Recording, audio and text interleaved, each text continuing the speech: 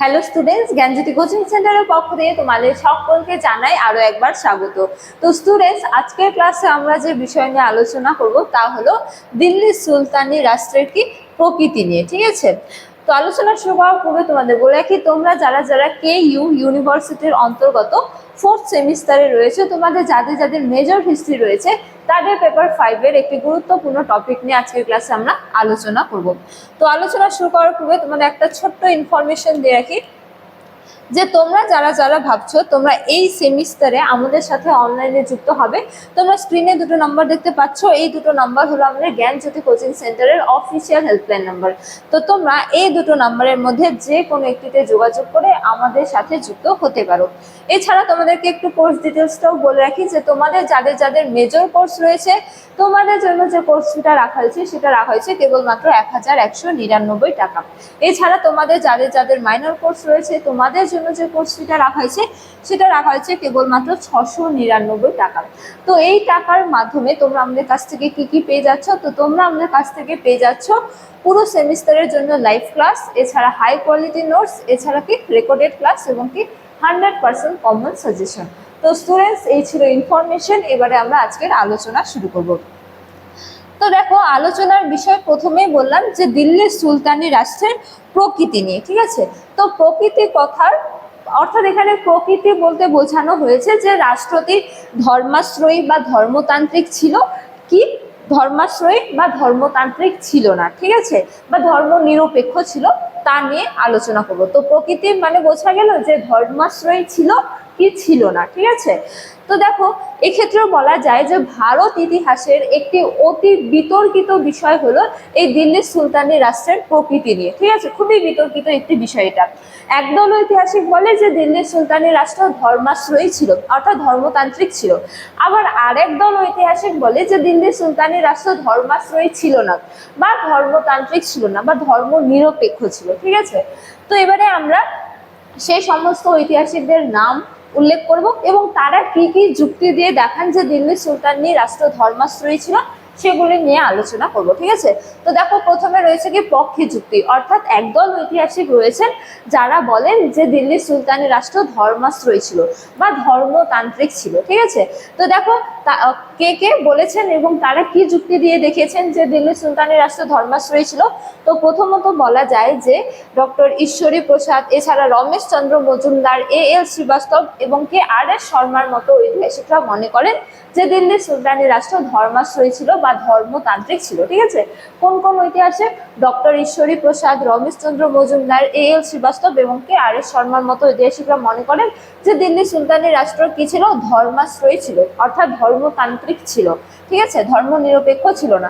তো তারা যে যুক্তিগুলির সাপেক্ষে বলেন যে দিল্লি সুলতানি রাষ্ট্র ধর্মাশ্রয়ী ছিল সেই যুক্তিগুলি এবারে আমরা একে একে আলোচনা করব। তো দেখো প্রথমতম তারা বলেন যে সুলতানগণ নিজেদের আল্লাহর দূত বলে দাবি করেছেন। ঠিক আছে, এছাড়া সুলতানদের মানে এখানে লক্ষ্য হবে, ঠিক আছে, সুলতানদের লক্ষ্য ছিল কি দার উল হার্ফকে দার উল ইসলামে পরিণত করা। ঠিক আছে, তো সুলতানগণ নিজেদের আল্লাহর দূত বলে মনে করতেন।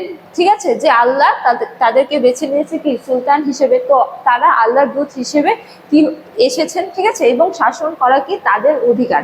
তো তারা নিজেদের কি বলতেন? আল্লাহর দূত বলতেন।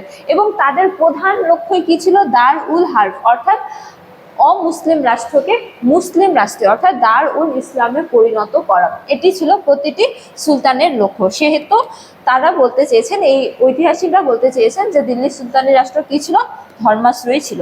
এছাড়া তারা আরো যুক্তি দেন, যেমন যে সুলতানগণ খলিফাকে তাদের প্রভু বলে মান্য করতেন। ঠিক আছে, যে দিল্লি সুলতানি রাষ্ট্রে খলিফাদের যথেষ্ট মর্যাদা ছিল এবং সুলতানগণ নিজেদেরকে যে খলিফাকে তাদের প্রভু বলে মনে করতেন এবং শাসন ক্ষেত্রে এই খলিফাদেরও যথেষ্ট মর্যাদা ছিল। বরং বলা যায় যে খলিফাদের কাছ থেকে বিভিন্ন পরামর্শ গ্রহণ করে সুলতানগণ কি করতো? রাজ শাসন করতো বা শাসন কার্য পরিচালনা করতো। সেহেতু দিল্লি সুলতানি রাষ্ট্র কি ছিল? ধর্মাশ্রয়ী ছিল। এছাড়া তারা আরো যুক্তি দেন যে উলেমারা রাষ্ট্র পরিচালনায় গুরুত্বপূর্ণ ভূমিকা নিত। ঠিক আছে, তো তারা শরিয়তের ব্যাখ্যা করতো ও সুলতানের ধর্মীয় উপদেষ্টা হিসেবে কাজ করতো। ঠিক আছে, তো এই যে উলেমারা ছিল, উলেমাদের প্রধান কাজ কি ছিল? শরীয়তের ব্যাখ্যা করা, ঠিক আছে। তো তারা শরীয়তের ব্যাখ্যা করে সুলতানকে পরামর্শ দিত যে শরীয়ত অনুযায়ী কিভাবে শাসন কার্য পরিচালনা করতে হবে, ঠিক আছে। তো সেহেতু উলেমাদেরও যথেষ্ট প্রাধান্য ছিল এবং উলেমারা শরীয়ত ব্যাখ্যা করত, ফলে শরীয়তের সাহায্য নিয়ে সুলতানগণ কি করতেন? শাসন কার্য পরিচালনা করতেন। সুতরাং উলেমা এবং শরীয়তের যথেষ্ট প্রাধান্য ছিল দিল্লি সুলতানি রাষ্ট্রে। এই জন্য দিল্লি সুলতানি রাষ্ট্র কি ছিল? ধর্মাশ্রয়ী রাষ্ট্র ছিল, ঠিক আছে। এই যুক্তিগুলি কে কে দিয়েছেন? এল শ্রীবাস্তব, রমেশচন্দ্র মজুমদার, ঠিক আছে, রামচরণ শর্মা ও বিভিন্ন ঐতিহাসিকরা, ঠিক আছে। এছাড়া তারা আরো যুক্তি দেন যে রাষ্ট্রের প্রধান আয় ছিল কি? ইসলামিক শরীয়ত, যেটা আমরা একটু আগেই আলোচনা করলাম যে সুলতানরা তাত্ত্বিকগতভাবে খলিফার কি ছিল? অনুগত ছিল, অর্থাৎ তারা কি শরীয়ত অনুযায়ী শাসন কার্য পরিচালনা করতেন। এছাড়া তারা আরো যুক্তি দেন যে অমুসলিম প্রজাদের ওপর জিজিয়া কর, ঠিক আছে, আরোপ করা হয়েছিল, যা অনেক ঐতিহাসিকের মতে এইটি রাষ্ট্রের ধর্মীয় চরিত্রের বহিঃপ্রকাশ। এছাড়া বলা যায় যে অমুসলিম জনগণের কাছ থেকে বা প্রজাদের কাছ থেকে কি করা হতো? ধর্মীয় কর অর্থাৎ কি জিজিয়া কর আদায় করা হতো, এই কর রদ করা হয়নি। সুতরাং এই সমস্ত যুক্তিগুলির সাপেক্ষে কি বলা হয়েছে? একদল ঐতিহাসিক বলেন যে দিল্লি সুলতানি রাষ্ট্র কি ছিল? ধর্মাশ্রয়ী ছিল বা ধর্মতান্ত্রিক ছিল।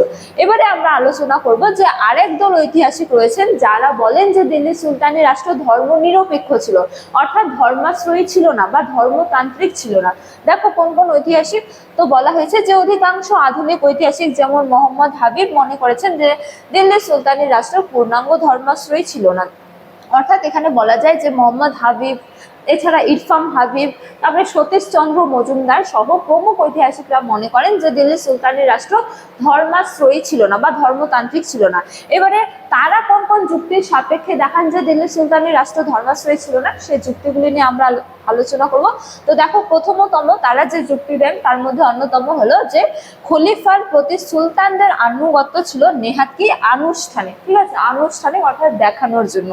অভিজাত বর্গ বা সাধারণ মুসলমানের চোখে সুলতানের মর্যাদা বা সুলতানের হবে, ঠিক আছে, সুলতানের মর্যাদা বৃদ্ধির উদ্দেশ্যে খলিফার স্বীকৃতিকে কি করা হতো? ব্যবহার করা হতো। তো তারা খলিফার আনুগত্য স্বীকার করতেন ঠিকই, কিন্তু এই আনুগত্য স্বীকার কি ছিল? কেবলমাত্র আনুষ্ঠানিক, অর্থাৎ প্রজাদের দেখানোর জন্য, যাতে প্রজারা বা অভিজাত বর্গ সুলতানকে কি করে? যথেষ্ট মর্যাদা প্রদান করে। তো এই মর্যাদা প্রদানের জন্য তারা কি করত? খলিফার প্রতি আনুগত্য স্বীকার করত, ঠিক আছে। শাসন ক্ষেত্রে খলিফার কোনো মর্যাদা ছিল না, বা তারা যে খলিফার পরামর্শ নিয়ে শাসন কার্য পরিচালনা করত তেমনটা নয়। খলিফার প্রতি আনুগত্য ছিল কি? আনুষ্ঠানিক, ঠিক আছে। এটি হলো প্রথম যুক্তি। তারপরে দেখো অন্যতম যুক্তি তারা যে দেন তার মধ্যে অন্যতম হলো যে উলেমাদের কোনো প্রাতিষ্ঠানিক সংগঠন ছিল না, তারা প্রত্যক্ষভাবে রাষ্ট্র পরিচালনায় অংশ নিত না। তো তারা বলেন যে যদি উলেমারা শাসন কার্যে গুরুত্বপূর্ণ ভূমিকা পালন করতেন তাহলে তাদের কি একটা প্রতিষ্ঠান বা একটা সংগঠন থাকতো, কিন্তু কোনো সংগঠনের উল্লেখ পাওয়া যায় না, ঠিক আছে। সুতরাং তারা শাসন ক্ষেত্রে গুরুত্বপূর্ণ ভূমিকা পালন করতেন না, ঠিক আছে, অর্থাৎ রাষ্ট্র পরিচালনায় তারা কি করতো না? অংশ নিত না। এটি হলো অন্যতম যুক্তি। এছাড়া দেখো বলা হয়েছে যে বারুনি মন্তব্য করেছেন যে রাজতন্ত্রের প্রধান উদ্দেশ্যই হলো কি? ক্ষমতা দখল, ঠিক আছে, তা আইনের মাধ্যমেই হোক বা শক্তির দ্বারাই হোক। রাজতন্ত্র বা ক্ষমতা দখলের প্রধান বা ক্ষমতা দখলই হলো কি? প্রত্যেকটি সুলতানের উদ্দেশ্য বা লক্ষ্য, ঠিক আছে।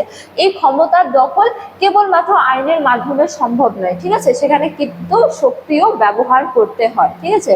তো সেক্ষেত্রে সবসময় শরীয়ত মেনে চলা সম্ভব নয়, ঠিক আছে। তারপরে দেখো বলা হয়েছে যে মৃত্যুদণ্ড শরীয়ত বিরোধী, সুশাসনের জন্য কিন্তু এটা অপরিহার্য। এছাড়া আবার আর্থিক লেনদেনে সুদ গ্রহণ কিন্তু শরীয়ত বিরোধী, কিন্তু তাও মান্য করা হয়েছিল। এছাড়া বলা হয়েছে যে মৃত্যুদণ্ড শরীয়ত বিরোধী, এছাড়া আর্থিক ক্ষেত্রে সুদ গ্রহণ করা এটিও কিন্তু শরীয়ত বিরোধী, কিন্তু এই সমস্ত কিছু মান্য করা হয়নি, ঠিক আছে। সুতরাং হচ্ছে যে দিল্লি সুলতানি রাষ্ট্র ধর্মাশ্রয়ী ছিল না বলে একদল ঐতিহাসিক মনে করেছেন, ঠিক আছে। তো আমরা আলোচনা করলাম কি যে একদল ঐতিহাসিক বলেন যে দিল্লি সুলতানি রাষ্ট্র ধর্মাশ্রয়ী ছিল, আবার আরেক দল ঐতিহাসিক বলেন যে দিল্লি সুলতানি রাষ্ট্র কি? ধর্মাশ্রয়ী ছিল না, ঠিক আছে। কিন্তু দেখো পরিশেষে বলা যায় যে আধুনিক ঐতিহাসিকরা মনে করেন যে দিল্লি সুলতানি রাষ্ট্র কি ছিল?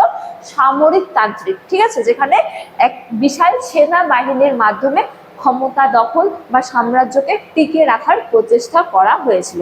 তো স্টুডেন্টস, এই ছিল আজকের আলোচনার বিষয়। আজকের ক্লাস এতটাই। তোমাদের ভিডিওটি ভালো লেগে থাকলে অবশ্যই ভিডিওটিকে লাইক করে বন্ধুদের সঙ্গে শেয়ার করো। আজকের ক্লাস এতটাই। তোমাদের সাথে দেখা হবে পরবর্তী ক্লাসে। ততক্ষণ তোমরা সকলেই ভালো থাকো, সুস্থ থাকো। Thank you.